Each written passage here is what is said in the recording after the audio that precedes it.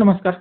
आज आपण लेक्चरमध्ये पाहणार आहोत 1857चा जो उठाव झाला त्याला स्वातंत्र्यवीर सावरकरांनी 1857च्या उठावाला पहिलं स्वातंत्र्य युद्ध असं म्हटलं. स्वातंत्र्याचे पहिले समर. या 1857च्या स्वातंत्र्य युद्धामध्ये नक्की अपयश का आलं तर त्याची महत्त्वाची कारणं आपण यामध्ये पाहूया. तर पहा, निश्चित तारखेपूर्वी क्रांतीची सुरुवात झाली. सगळ्यात महत्त्वाचा हा उठाव होण्यासाठी क्रांतीची सुरुवात होण्यासाठी एक निश्चित तारीख नियोजन झालं होतं, परंतु त्या तारखेच्या आधीच ही क्रांती सुरू झाली. नानासाहेब पेशवे आणि मोगल बादशाहच्या नेतृत्वाखाली 31 मे 1857 रोजी ही सशस्त्र क्रांती करण्याची योजना आखली होती. 31 मे 1857. तोपर्यंत भारतभर या क्रांतीचा प्रसार करायचा होता आणि नियोजन योग्य करायचं होतं. परंतु काय झालं, कारतूस प्रकरणामुळे ही क्रांती अचानक 10 मे 1857ला सुरू झाली. सशस्त्र क्रांतीस मेरठ छावणीतील हिंदी सैनिकांनी याला सुरुवात केली. त्यामुळे या क्रांतीच्या नेत्यांमध्ये आणि क्रांतिकारकांमध्ये एकच गोंधळ उडाला आणि या भारतीय स्वातंत्र्यवीरांना या गोंधळातून शेवटपर्यंत सावरता आलं नाही. याउलट इंग्रज मात्र सावध झाले. आणखीन त्यांनी हिंदी सैनिकांकडे इतर हत्यारं काढून घेतली आणि नियोजन पूर्वीच ही क्रांती सुरू झाली. ती भारतभर एकाच वेळी एकदम होऊ शकली नाही. त्याचा फायदा इंग्रजांना झाला आणि तोटा भारतीयांना झाला. निश्चित केलेल्या तारखेला संपूर्ण भारतात एकाच वेळी स्वातंत्र्य युद्ध जर त्यावेळेस झालं असतं तर भारतात एकही इंग्रज जिवंत राहू शकला नसता. परिणामी इंग्रजांची सत्ता तेव्हाच संपली असती. परंतु हे दुर्दैवानं तसं झालेलं नाही. दुसरं कारण, देशद्रोह्यांची इंग्रजांना मदत. आता भारतात जसं स्वातंत्र्यवीर होते तसे भारतात काही देशद्रोही होते. 1857च्या स्वातंत्र्य युद्धात ह्याच देशद्रोह्यांनी इंग्रजांना मदत केल्यामुळे त्यांना विजय मिळाला. काश्मीरचे डोगरा राजे गुलाबसिंह, ग्वाल्हेरचे राजा जिवाजीराव शिंदे, जिंद पतियाळा, नाभा जयपूरचे शासक दाबाबादच्या निजामचे दिवाण सालार जंग, नेपाळचे मंत्री राणा जंग बहादूर आणि भोपाळच्या बेगम यांनी क्रांती नष्ट करण्यासाठी सरकारला लष्करी मदत केली. पंजाबातील शीख सैनिकांनी इंग्रजांच्या आदेशानुसार दिल्लीवर हल्ला केला. आपलीच लोक इंग्रजांच्या सेवेत होती आणि त्यांनी ही क्रांती मोडून काढण्यासाठी इंग्रजांना मदत केलेली आपल्याला दिसून येते. 15 जून 1857 रोजी मुंबई प्रांतातील लोकांनी तर तत्कालीन गव्हर्नर एल्फिन्स्टन याला एक अर्ज सादर करून आम्ही सगळेजण इंग्रजांशी एकनिष्ठ आहोत हे व्यक्त केली त्यांची भावना. या अर्जावर सह्या होत्या डॉक्टर भाऊदाजी लाड, आबाजी बापूजी, नारायणदाजी नवरोजी फ्रामजी, कावसरजी जहागीर, कावसरजी जमशेदजी, काझी मोहम्मद युसूफ अशा एकूण जवळजवळ 400 लोकांनी याच्यावर सह्या केल्या होत्या. इंग्रजांची निष्ठा. या सर्वांनी इंग्रजांना मदत करण्याचं आश्वासन दिलं होतं. तात्या टोपे हे नागपूरला आले असताना तेथील भोसले घराण्यातील राणी बाधाबाई यांनी त्यांना सहारा दिला नव्हता. तसेच आपल्या भागातील लोक इंग्रजांच्या विरोधात उठाव करण्याच्या तयारीत असतानाही तिने त्यांना उठाव करू दिला नव्हता. तात्या टोपे यांना त्यांचे सहकारी मानसिंह यांनीच विश्वासघात करून पकडलं आणि इंग्रजांच्या हवाली केलं. कोल्हापूरच्या भागात क्रांतीचं नेतृत्व करणारे रंगो बापूजी गुप्ते यांना कृष्णाजी सदाशिव सिंदकर यांनी विश्वासघात केल्याने इंग्रजांनी त्यांना कैद करून तुरुंगात टाकलेला आपल्याला दिसून येतं. रंगो बापूजी गुप्ते यांचा विश्वासघात केला होता कृष्णाजी सदाशिव सिंदकर यांनी. तसंच तिसरं कारण, क्रांतीचं मर्यादित क्षेत्र. ही आता क्रांती झाली ही नियोजित वेळेत नाही झाली, त्याच्यामुळे ती भारतभर एकदम आणि एकाच वेळी झाली नव्हती. त्या क्रांतीचं केंद्रस्थान केवळ उत्तर भारत होतं. दक्षिण भारतात या क्रांतीचा फारसा प्रसारच न झाल्यामुळे ही क्रांती मर्यादित राहिली. जर दक्षिण भारतातील सर्व क्रांती झाली असती किंवा संपूर्ण भारतामध्ये जर क्रांती झाली असती तर इंग्रजांना एकाच वेळी दोन्ही आघाड्यांवर लढावं लागलं असतं. दक्षिण भारतात कोल्हापूर, सातारा, विजापूर, बेळगाव, नाशिक, औरंगाबाद, धारवाड, खानदेश, अहमदनगर, नरसुंद म्हणजे आताचा धारवाड जिल्हा, जमखिंडी, मिरज, तासगाव, दक्षिण सोलापूर ही क्रांतीचं ठिकाण होतं. परंतु येथील बरेचसे उठाव हे फारसे तीव्र झाले नव्हते. इंग्रजांच्या विरोधात दक्षिण भारतातील संस्थानिक व जनतेने क्रांती करण्यास फारसा उत्साह दाखवला नाही. त्यामुळे या क्रांतीचं क्षेत्र मर्यादित राहिलं आणि म्हणून ह्या इंग्रजांना ही क्रांती नष्ट करण्यात यश आलं. जनतेची क्रांती नव्हती 1857ची क्रांती ही भारतातील सर्व जनतेने घडवून आणलेली क्रांती नव्हती. ही क्रांती कोणाची होती तर सामान्य वतनदार, राजे, महाराजे, संस्थानिक यांची क्रांती होती. यांच्यामध्ये प्रत्येक जण वेगवेगळ्या कारणांमुळे इंग्रजांकडून दुखावला गेला होता आणि त्यामुळे ह्या प्रत्येक जणाला इंग्रजांवर सूड उगवायचा होता. पेशवा पदवी आणि पेन्शन बंद केल्यानं पेशवा नानासाहेब, दत्तक वारस नामंजूर केल्यानं झाशीची राणी, बादशाह हा किताब व पेन्शन बंद करण्याचा प्रयत्न केल्यामुळे बहादूरशाह, सातारचं राज्य खालसा केल्यामुळे छत्रपती प्रतापसिंह भोसले हे सगळेजण इंग्रजांवर यांना नाराज होते. त्यांना इंग्रजांना सूड उगवायचा होता. सामान्य जनतेमध्ये काय ह्या क्रांतीचा प्रसार झाला नाही.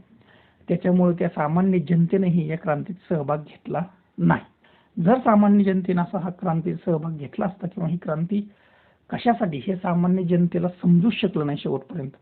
म्हणून सामान्य जनता ही या क्रांतीपासून दूर राहिली. सर्वच देशी संस्थानातील क्रांतींनीही याच्यात सहभाग घेतला नाही. नागपूर, हैदराबाद, ग्वाल्हेर येथील संस्थानिकांनी इंग्रजांना मदत केली. त्यांनी या क्रांतीमध्ये सहभाग घेतलेला आपण दिसून येत नाही. तसंच शीख, राजपूत या राजांनीही तेच केलं. नेपाळच्या गुरखा सैन्याच्या जोरावरच अवध इंग्रजांना जिंकता आलं. सर डब्ल्यू रसे यांच्या संदर्भातलं एक मत महत्वाचं ठरतात. तर ते सर डब्ल्यू रसे हे काय म्हणतात तर जर सर्व भारतीयांनी उत्साहाने व हिमतीने एकत्र येऊन इंग्रजांच्या विरोधात क्रांती केली असती तर तेव्हाच इंग्रज साम्राज्य नष्ट झालं असतं. जर पतियाळा व जिनचे शासक आमचे मित्र नसते व शीख आमच्या सैन्यात भरती झाली नसते आणि पंजाबात शांतता राहिली नसती तर दिल्लीवर आमचा अधिकार निर्माण झालाच नसता. योग्य नेतृत्वाचा अभाव. 1857च्या क्रांतीला योग्य नेतृत्व मिळालं असतं तर ही क्रांती यशस्वी झाली असती. इंग्रजांचं सैन्य आणि सेनापती योग्य व अनुभवी होते. तसे यांच्यामध्ये सैन्य, सेनापती अनुभवी योग्य नेतृत्व ह्या क्रांतीला मिळालं नाही. हॅवलॉक एलिस, ह्यूरोज कॅम्पबेल, नील व्हीलर, कॅप्टन नील हे इंग्रज सेनापती राजकारणात आणि लढाव्यात तरबेज होते. त्यांनी नियोजनबद्ध या क्रांतिकारकांचा उठाव मोडून काढला. नानासाहेब, रावसाहेब पेशवे, बहादूरशाह, तात्या टोपे, बेगम हजरत महल, राणी लक्ष्मीबाई, राजा भगवतराव कोळी, रंगूबाबूजी गुप्ते, छत्रपती प्रतापसिंह भोसले यांनी ठिकठिकाणी क्रांतीचं नेतृत्व केलं. परंतु भारतातील संपूर्ण क्रांतिकारकांवर नियंत्रण ठेवण्याची त्यांच्यात योग्यता नव्हती. राणी लक्ष्मीबाई, तात्या टोपे हे कुशल सेनापती होते. परंतु लक्ष्मीबाईला युद्धाचा अनुभव नव्हता. तात्या टोपे यांना त्यांच्याच मित्रांनी धोका दिला. या क्रांतीला केंद्रीय नेतृत्व मिळालं असतं तर क्रांती अयशस्वी झाली नसती. पुढचं कारण आहे समान ध्येय आणि ऐक्याचा अभाव. क्रांतिकारी सैन्यात व नेत्यांमध्ये एकात्मता आणि संघटन नव्हतं. क्रांतिकारकांमध्ये शिस्तीचा अभाव होता. त्यांच्यात एकसूत्रीपणा नव्हता. या क्रांतीचं नेतृत्व ठिकठिकाणी वेगवेगळ्या नेत्यांनी केलं. प्रत्येक नेत्यामध्ये ऐक्य नव्हतं. तसंच प्रत्येकाचं ध्येय सुद्धा समान नव्हतं. मुसलमान लोक व बहादूरशहाला पुनरुज्जीवित करण्यासाठी लढत होते. नानासाहेब आपली पेन्शन चालू करण्यासाठी लढत होते. प्रतापसिंह भोसले आणि अवधचे नवाब वजीद अली शाह व त्याची पत्नी बेगम हजरत महल हे आपले राज्य परत मिळवण्यासाठी लढत होते. राणी लक्ष्मीबाई आपलं राज्य परत मिळवण्यासाठी लढा देत होती. अशा प्रकारे प्रत्येक नेत्याचं दुःख वेगळं होतं. म्हणून त्यांचं ध्येय सुद्धा वेगळं होतं. याशिवाय काही संस्थानिकांनी तरी इंग्रजांनाच मदत करण्यात धन्यता मानली. लक्ष्मीबाईंनी प्रत्यक्ष इंग्रजांशी लढा दिला. तर त्याच वेळेस बेगम हजरत महल व बेगम झिनत महल या क्रांतीच्या काळात घराबाहेर पडल्याच नाहीत. क्रांतिकारकांमध्ये समान ध्येय असते व त्यांच्यात ऐक्य असतं तर इंग्रजांना विजय मिळवता आला नसता. 1857 भारतीयांनी विजय मिळवला असता. साधन सामग्रीचा अभाव. इंग्रजांच्या तुलनेत क्रांतिकारकांकडे साधन सामग्री फार कमी होती. क्रांतिकारकांकडे युद्ध साहित्य नव्हते. बंदुका व दारुगोळा नव्हता. असलेल्या तलवारी जुनाट होत्या. युद्ध सामग्री खरेदी करण्यासाठी त्यांच्याकडे पैसाही नव्हता. भारतातील दारुगोळा त्यांच्या हाती लागू नये म्हणून इंग्रज अंमलदारांनी दारुगोळाच्या कोठारांना आगी लावल्या. एकमेकांशी त्वरित संपर्क साधण्यासाठी क्रांतिकारकांकडे दळणवळणाची, संदेशवहनाची साधनही नव्हती. लॉर्ड डलहौसी यांनी केलेल्या सुधारणा इंग्रजांना किफायतशीर ठरल्या.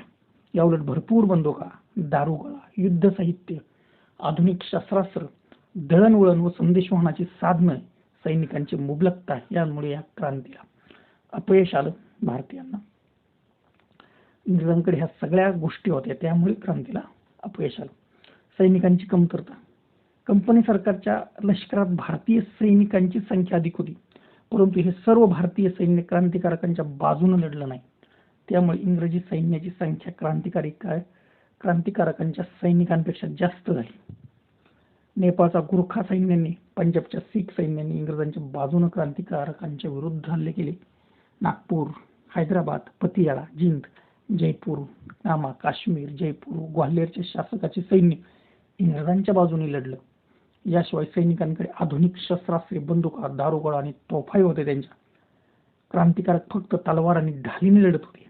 त्यांची शस्त्र ही जुनाट दळणवळणाच्या सर्व साधनांवर तार, डाक, रेल्वे इंग्रजांचं वर्चस्व होतं. 1854 साली ब्रिटन व फ्रान्सचे रशियाशी क्रिमियम युद्ध झाले होते. 1856 साली हे युद्ध रशियाच्या पराभवामुळे संपले. तेथील ब्रिटिश लष्कर भारतात बोलावलं गेलं.